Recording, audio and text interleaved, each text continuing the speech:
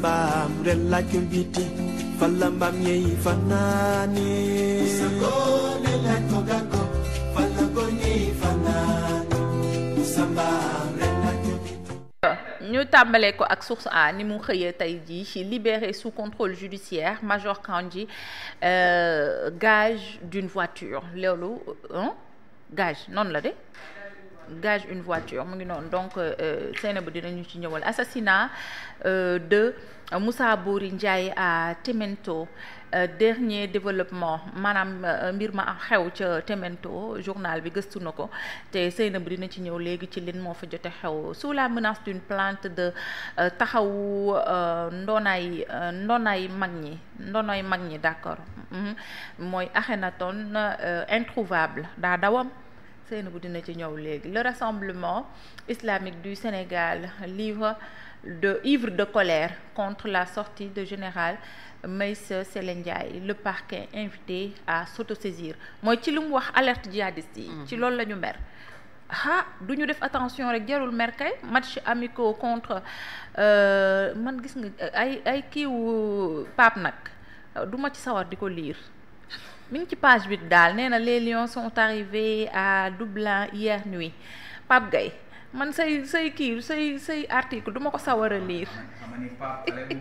ku dank jox ko mu dank jox la mu ngi lay dégg de. dama koo faale te dafa bëri histoire nag. ñu ngi koy gisee noonu. ayca Lissa Faye crève l'abcès mu ngi noonu loolu itam bokk na ci lu journal bi xëyee tey Seynabou. waaw dañuy commencer ci foofu noonu mooy la lettre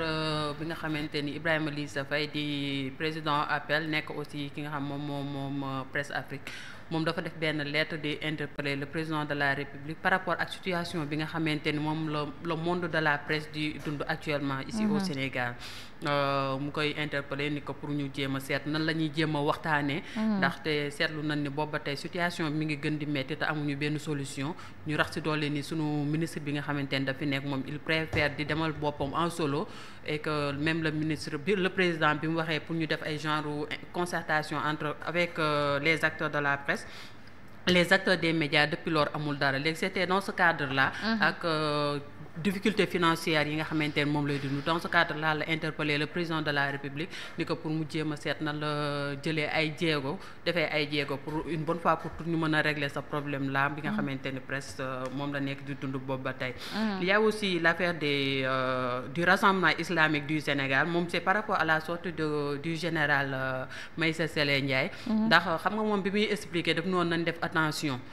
ci djihadisme bi fii nii au Sénégal. mais ci li mu gën a insister mooy nee na dañ seetlu ni Sénégal am na benn catégorie de prêcheurs boo xamante ni dañ fi nekk ñoom ni ñuy dundee diine gi ak ni nga xamante ne moom la fi sunu maam yi indi woon néew diine bi nga xam dañ ko defoon ba telle sorte mu adapté ak suñuy culture. nee na ñooñu nekk ñu ci loolu que ñoom boo nee génte nekkuñu ci ay ngénte nekkuñu ci ay dem dëj nekkuñu ci yenn affaires yii nii. ci cadre boobu nag la doon waxee mu ni ñooñu noonu nañ jéem a seet nañ leen toppee ñu seet leen bu baax ndax nee na la plupart de ces gens là peuvent être financés par des forces occultes yoo xamante ni ay nit ñoo xam ñoo nekk ci ginnaaw di leen financer loolu nag wax jooju mooy li nga xamante ne moom merloo waa rassemblement des islamique du Sénégal ñoom li mu bëgg mooy na procureur daal di autosaisiru comme ça ñu woo le général comme ça moom bu ko defee mu daal di expliquer bu fekkente ni il a des preuves par rapport à ce qu'il a dit si ñooñu noonu nga xam mooy catégorie de cette catégorie de prêcheurs mu teg ko sur la table leen fekkee amuñu ko ñu daal di xamante ni li muy wax tegu ko fenn te bu boobaa aussi dañ ko war a sanctionner c'était dans ce cadre là. Akhenaton introuvable en fait xam nga démb bindoon nañ ci ni nuy waa mouvement ànd sàmm taxawu ndonday mag ñi ñoom dañ defoon benn plainte démb et c'est confirmé que ni déposé nañ ko démb ndax woowaat nañ leen di leen ko laaj ñu ni déposé na ñooñu moom lu leen Akhenaton def mooy Akhenaton xam nee na ñoom day fay nekk di wër di saaga kilifa diine yi rek ñoom dans ce cadre là lañ ko porté woon plainte ndax neen dañ yëgoon ni Akhenaton dafa ñëwoon fii nii ci tabaski bi mu nekkoon na fi mais démb aussi dafa amaat yeneen information yu ñu jot ñu ni ñu Akhenaton dafa ñëwoon na fi certes mais delluwaat na mais ñii nag ñoom ñi ngi jàpp ne Akhenaton mi ngi fi ba tey pour ñoom mi ngi fi ba tey looloo tax ñu daal di koy def ñun Akhenaton introuvable actuellement xamuñu ne exactement am na ñu ñuy wax fait de source yoo xamante ni mën nañ am confiance en elle que ni Akhenaton dem na ñibbiwaat fi nga xam ne foofu la jóge woon mais ñii ñoom pour ñoom nee nañ ba démb rek am na ñoo xamante ni woo nañ ko di leen wax pour ñu daal di koy baal ñu daal di koy jéggal bu fekkente ni Akhenaton demandé na pardon à la population sénégalaise ils ont dit oui aussi peut-être dernière affaire muy affaire Kandji bi ñëpp xamoon na ni vendredi aussi dafa nekkoon sous le coup d'un mandat d'arrêt et que vendredi dañ ko jotoon a jàpp après une convocation yóbbuwoon ko Kaolack c'était un dossier boo xamante ni ça remonte à 2018 mu concerné woon une vingtaine de millions mu defoon benn consignation première partie et bi ñu ko jàppee yóbbu ko hier il a fait face au juge d'instruction mu daal di consigné waat beneen oto boo xamante ni ça faisait 13 millions après su lañ ko jël bàyyee ko mu ñibbi mais liberté kii la am sous contrôle judiciaire liberté conditionnelle la am xanaa oto du dugg rek dem doxi sa soxla ñëwaat ay oto 13 millions 20 millions nañ leen waxtaan am na fu ma waaw oto 50 millions oto 70 millions 75 Prada am na Prada boo xamante ne est-ce que jarul 80 millions yàlla moom bëriwul sa oto waaye xam naa waa kii EMG ñu ngi décrier ci def naa El Malick bi appel d'offre wax ma ni gars yi appel d'offre rek yooyu ñu leeral ko tey laa ko déglu de si benn télé de la place le quotidien moo ko bind waaw le très réseauté quotidien le quotidien tey ils ont donné 2 grandes informations aussi par rapport ak la visite de Ousmane Sonko ak en Côte d'Ivoire parce que ba dem il a rencontré aussi Gbagbo alors que c'était pas prévu dans le protocole une virgule boo xamante ne naqari na Ouattara ayo ñu dem si beneen yéene kaay ban virgule moo naqari na visite boobu waaw c'est une petite virgule une petite erreur ñu dem nga ñëw dëkk jaamur ñu dalal la yaatal la nga dem di xool opposant bi moo ko Sénégal tamit des fois le soleil national nee na le premier ministre à Conakry nee na les Guinéens sont chez eux au Sénégal waaw kii moo ko waxoon Diomaye vous venez chez nous vous venez chez nous nous venons chez vous vous venez chez nous. kan moo war a liggéey instant bii nii. Diomaye nee na Ousmane Sonko en a eu long entretien avec le général Mamadi Doumbouya moom nee na gaz bauxite université les sujets au menu des travaux la délégation est à Freetown dernière étape de la tournée mu ngi noonu donc moom demoon na foofu nga xamante ni mooy Guinée gisanteeg ki nga xamante ni rek moom mooy général Mamadi Doumbouya nee na Guinéens yi nag ils sont chez eux au Sénégal dafa mel ni nationalistes yi lay bëgg a sànni tuuti. waaw loolu laa wax mu ngi noonu en fait si bi muy def conférence de presse dafa am benn journaliste boo xam ne daf ko interpellé ci question boobu. mu ne ko au Sénégal on a constaté que dafa am benn genre de xénophobie bu fi am. ba pare c'est contre les Guinéens. c'était dans ce cadre là. si nationaliste yi la bëgg a wax rek kii fii ñoom ñu sommes au Sénégal. waaw kii Guinéens yi ñu ngi seen. en fait c'est pour leur montrer que ni ñun dañ leen boole suñu biir que ñun ak quand vous venez chez nous nous venons chez vous mooy par rapport ak kii comment il s'appelle le gars là nag il doit travailler xam nga boo xoolee Tahirou Sarr man je dis pas nag Fatima je suis clair pour nit ñi bàyyi xel je dis pas que je suis d'accord avec ce que fait Tahirou Sarr mais je fais juste un constat à travers le monde boo xoolee tey à travers boo xoolee Tahirou Sarr ak Donald Trump. waaw boo xoolee même hier en Pologne boo xoolee le candidat qui a gagné c'est un candidat boo xam les candidats nationaux ils sont en train de gagner un peu partout à travers le monde moo taxoon ma ne Tahirou Sarr s'il travaille bien aujourd'hui dina am lu bari Sénégal parce que aussi les gens veulent aussi que quand même parce que les gens sentent de plus en plus que l'étranger vient il prend ton emploi que aussi l'étranger aussi Sénégal gars yi ni ñu fiy duggee porosité des frontières y a tous ces débats là et ay sujet la yoo xam ne nii moo tax politiciens yi liggéeyuñu man billaay walaay bu ma doon politique léegi 2027 bii billaay mën naa fi am dara mais nag bon xam nga politique laa wax quoi politique laa wax xam nga politique xam nga politique laa wax nag tamit nag dañuy revue. waaw président moo ko waxoon daal. nous les Sénégalais et les Guinéens quand vous venez chez vous nous vous venez chez vous quand nous venons chez vous nous venons chez nous loolu moom président moo ko waxoon te premier ministre dëggal na ko ba mu demee foofu ca Guinée. ñu dem ci beneen yéene kaay. ginnaaw le Soleil national à yoru Abdou Nguer bi mu ngi wax coopération sénégalo-guinéenne le premier ministre Sonko mettre les peuples au cœur des relations bilatérales loolu itam bokk na ci li nga xamante ni wax na ko foofee ba mu yeggee ca Guinée vol de 70 000 Adous Fall condamné à 2 mois avec sursis waaye nag avertir nañ ko ne ko bu mu amaat mu ngi doonu loolu bokk na ci pour vol nañ dem ci beneen yéene kaay ginnaaw yor l'évidence suñu dëkkandoo yi candidature de Macky Sall au secrétaire général de l'ONU ce qu'en passe Massaly joxe na ci ay kiiwam te bu ngeen duggee ci journal bi nee na c'est bien possible et am na background bi avenir de l'APR transhumance et solitude Macky Sall mélancolique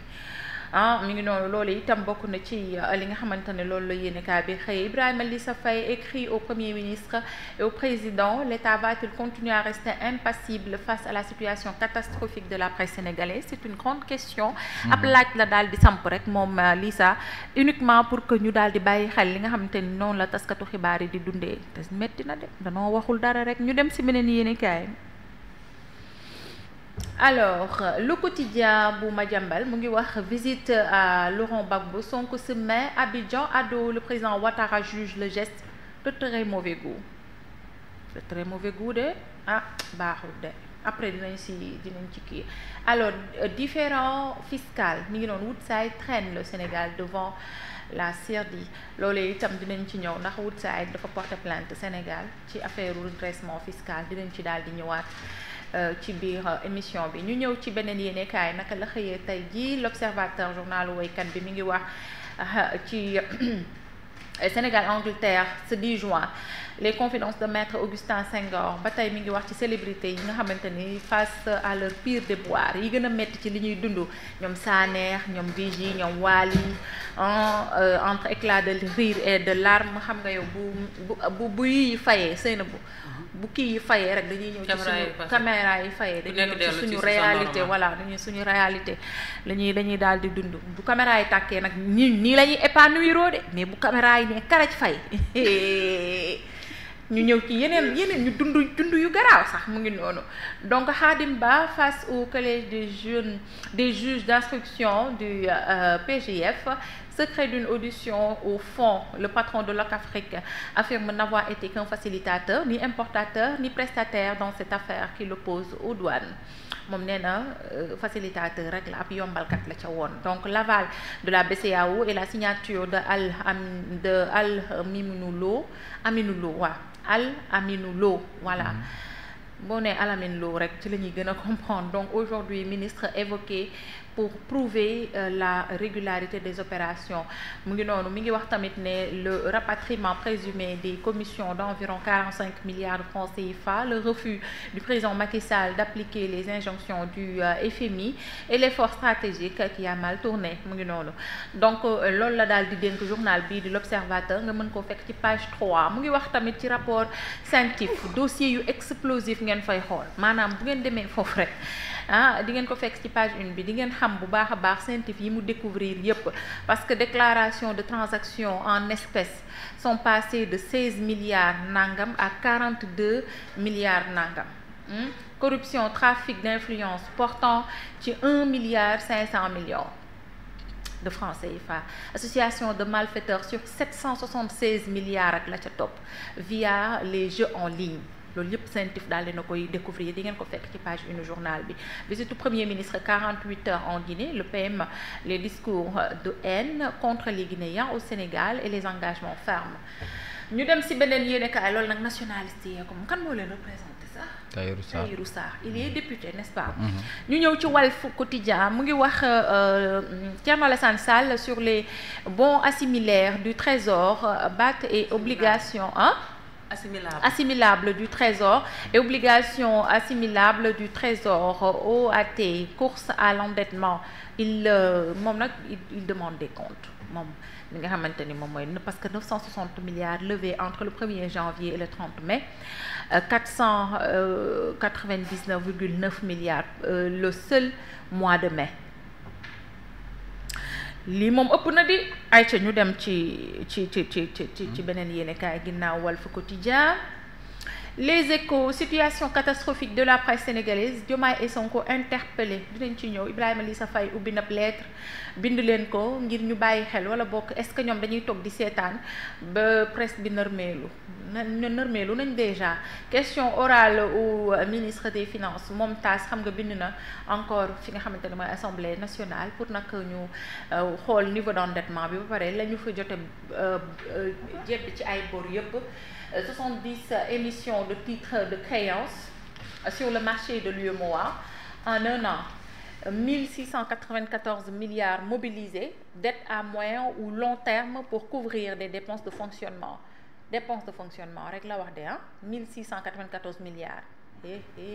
Des emprunts à taux élevés et à maturité courte loolu itam wax na ko ñu journal bi tam ñëw na ci Woodside mi nga xamante ni dafa saisir cour international d'arbitrage de la chambre de commerce internationale de Paris yóbbu fa réewum Sénégal mooy jëwriñ di ñu dénk wàllu pétrole ak énergie moom la fa daal di yóbbu ngir nag redressement fiscal yi nga xamante ni am na ci diggante ak Sénégal lu toll ci 41 milliards d'accord ci moom Woodside dinañ ci ñëw ci kanam tuuti. Gannaaw loolu ñu ñëw ci beneen yéenekaay. Alors Sud Quotidien mu ngi wax dette publique de 1694 milliards entre mai 2024 et mai 2025 Tass demande des comptes loolu le journal bi daal di xëyee tey 32 milliards détournés 500 biens identifiés par l'OCLEI foofu ca Mali gis nga tamit Mali on nous informe sur le plan international que l'armée tue plus que les djihadistes. am na je sais pas sur RFI ou quelque chose comme ça laa ko lire ci une partie du pays. C'est difficile c'est difficile ce qui se passe là-bas la moo tax gouvernement de transition mënuñoo organiser ay élections seen potum biir la tamit yàlla foofu moom da ngay wax li Ousmane Sonko wax démb rek ndax dëkk bu nekk da nga am ñoo xamante ne moom ngay gérer sa bopp mieux ko ñu daal di bañ a ingérer wu ndax ñoom isam ñoo xam exactement ce qui se passe seen potum biir la de waaw nañ leen bàyyi ñoom ñu xool peut-être nag ce sont des actes yoo xamante ni nit yi mën nañ ko daal di jël déplorer ko mooy le fait que nga xamante ni tey dëkk bi joxuñu ko citoyen que armée daal koy loolu nekkul fenn koo xamante ni nit dina ko mën a rafetlu ñu demandé rek Doumbouya moom daa war a organiser ay élections man de sama dama informé doomu de non Mamadi quoi xam nga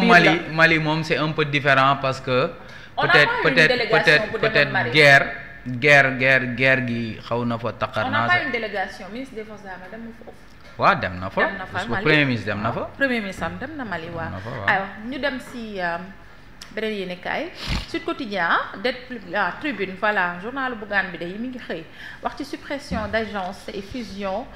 DER CDC FONGIP rééducation du train de vie de l'État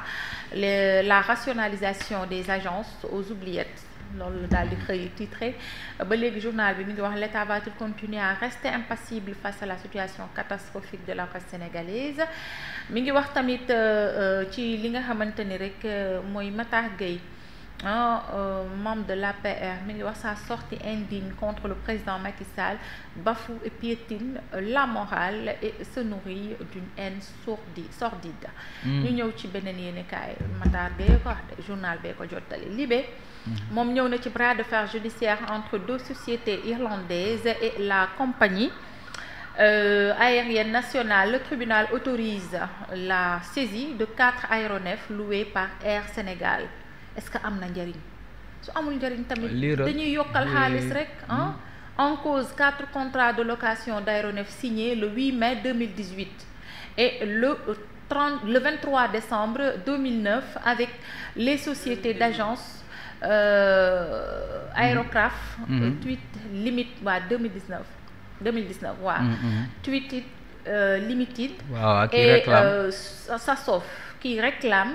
le paiement de 5,041 millions